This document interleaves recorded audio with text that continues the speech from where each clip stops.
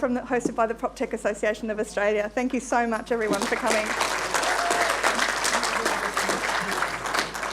It's great to see so many Proptechs in the room. A big hands up to everyone who booked in the last 3 or 4 days. Yeah, thank you. So you guys are at the end of the sandwich queue, all right?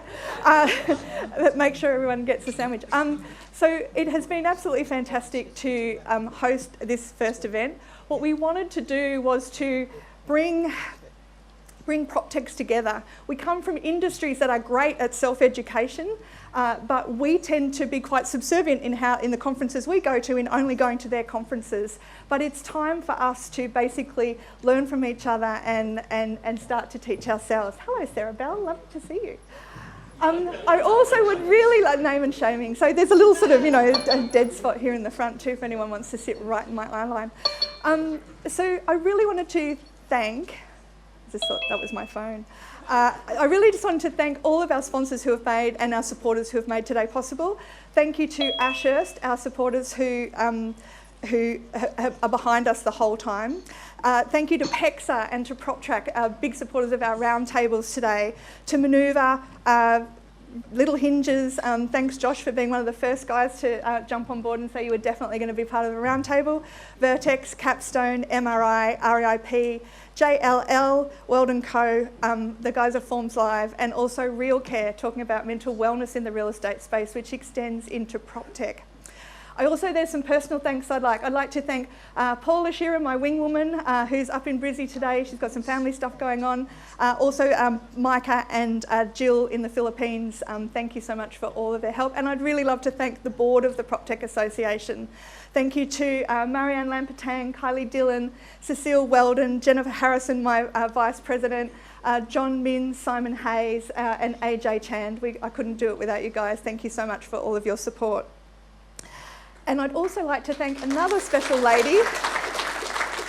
Thank you to Lara Scott, because it was Lara and I who in 2019 had the idea of doing a PropTech pop-up, which we did at the end of, just before ARIC. And that was what led to the beginning of the PropTech Association, and also was the first time that we had brought PropTechs together and we knew that it could work. So thanks, my darling. She's super embarrassed now. I wanted to give a little bit of a set the scene of where we are and what we're doing and where the space and what the space that we're playing in. Because there's so much irony in what goes on in PropTech and real estate, right? We're a $9.2 trillion asset class for residential property. Over on the commercial side, it's $1.2 trillion as an asset class. Now, I love having conversations with commercial guys about how you guys are much more important, but you know what, kiss my asset class when it comes to residential. The numbers don't lie, but very important in terms of influence and what's going to be happening next in that commercial space. There's $512 billion in annual residential sales. This number is a little bit old. I didn't have time to update them, but they're CoreLogic numbers from the last couple of months. $70.8 billion in annual commercial sales. We have $15 billion in annual residential sales commissions. That's like a bit of an estimated number based on about 2.5% on the numbers on the 512 billion. And here's what else we see. $43 billion in annual commercial building activity. So, and $4 billion in annual resi rental commissions. So I'm just trying to give you a picture of how much space, because when we're market scoping and building market sizings for our PropTechs, we tend to focus just on the little bit that we're addressing. But the universe and the ecosystem that we're playing in is a lot bigger, and it's actually starting to come together, and we're all starting to influence each other. There's $17.7 billion is the value of homeowner loans in the mortgage space, and increasingly we see PropTech moving and FinTech starting to come together. $360 billion is the annual construction revenue that we spend each year building new homes. Now, if you're supposed to spend 4% on your asset to maintain and update it, then and we have a $9.2 trillion asset class in residential, then home maintenance is also about $360 billion as a market. And there's $995 billion is the insured value of strata, and the strata guys say, well, we think that's only about 46% of the market. So strata, commercial, residential, insurance, mortgages, we're all starting to come together, and we make up this system called PropTech. So what does the disruption that we're doing actually do? Well, for the last 10 to 15 years in PropTech, what we've been doing is saving our clients time and money. That's table stakes now, that's not enough. That's the stuff that our agents should really just understand. If you're not doing that already, you're kind of crazy. Why are you hanging on to old ways? But what we see is that the new PropTech that is coming out now is completely rethinking how we property, how we real estate, what's going on. So we're seeing PropTechs out there that are creating new opportunities for revenue and new ways to set up our businesses. Our PropTechs are increasingly empowering the disempowered, and there are so many disempowered people in real estate. So our buyers and our renters, or our renters, are traditionally the ones that have been very powerless in real estate. But that's ironic because we've never asked them to come to the table with more money than they are doing today. So to get a worse experience buying a house or renting a property or renting office space than you do in ordering a pizza is kind of not okay. And this is where the PropTech's really starting to empower consumers, which is changing the conversations that B2Bs have with their businesses, right? And what we see too is a whole pile of PropTech out there now that is releasing value from things that in the past were too expensive to get value out of. So understanding what the assets are that we've really got available to us, looking at new ways that we can use them, looking at ways that we can, assets that were quite fixed and slow and cumbersome to try and monetize, suddenly are becoming data in real time. And we're able to start to get new, see new ways to change our businesses and transform our businesses around that. And really interesting too, where we're starting to inflect on the insurance side, is that the pricing and identification of risk. I see so many PropTechs that are working in the data space now. And life post Optus means that that's becoming increasingly tricky. But, and has a whole lot of issues around it. But what we're seeing is one of the benefits of data. Hey, Simon.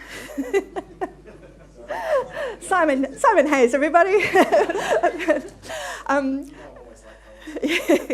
So what we're seeing is the big data streams that are now starting to come together mean that we no longer are wondering if maybe we're in a flood zone or a bushfire zone or what the cost of repairs and maintenance are. The data that we've got is actually really clearly identifying it. And if we're empowering people at the back end of those transactions, then there's permission around data as to, well, if I share, I don't agree with that data assessment, if I share more of my data, can I affect my premiums or the cost of the service that you're going to offer me? This is where we're all starting to come together. But here's what also I see. I see some really divergent perspectives that I think are at the cusp of changing. Our clients, I hear a lot when I'm in the industry or talking to people is, how do we make real estate agents change? Or how do we make property owners change? Or how do we get them to change? And it's really interesting if we put ourselves into their shoes and think about, well, what are the challenges that our clients are dealing with? They're dealing with local legislation right down to almost the end of their front fence. Real estate and property legislation is so disparate across so many geographies. We're looking at local markets. So yeah, the Balmain market behaves completely differently to the Cairns market. Does it really? Markets only ever do three things. They go up, they go down, they go sideways. They just do it at different times based on what's happening in those geographies. They're looking at local buildings. So facilities managers really only care about the four walls around them and the tenants that they've got in those buildings.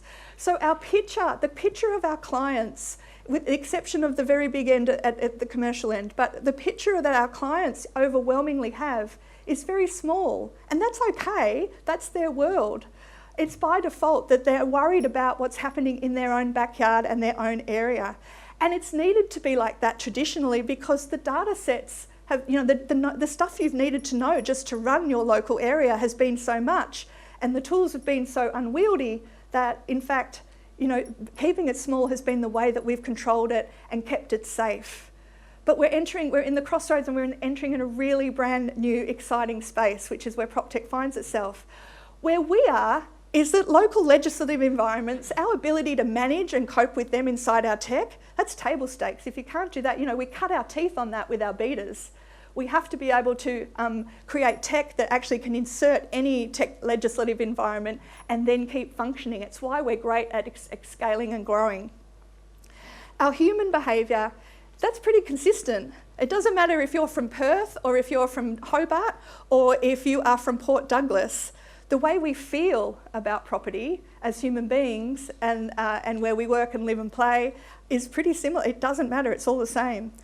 Our markets behave similarly, if not spontaneously. So we as an industry have a really big helicopter picture of what's going on in PropTech that is more than just what's in our backyard like our clients do. And the data for us needs to be big in order for it to be effective. And this is why I think what we're doing is so exciting and where we can partner up and start to lean in as equals with our clients to talk about what we see going on, because we have that bigger picture and we can provide some perspective. So here are our challenges and our opportunities. And I know I'm working with some of you in this space. I'm hearing stories about the work that you guys are doing all the time, and I think it's awesome. Shelter is our primary psychological need. We treat it too much like a transaction and an asset class. But as human beings, a roof over your head is the thing that you do after you've had something to eat. It is the second most important thing. After that, you look to get a job to keep the roof over your head and to keep the food in your belly, but you need a roof over your head. It is absolutely fundamental to our sense of safety. But as a country, we don't really have a common vision for housing. How ironic is that?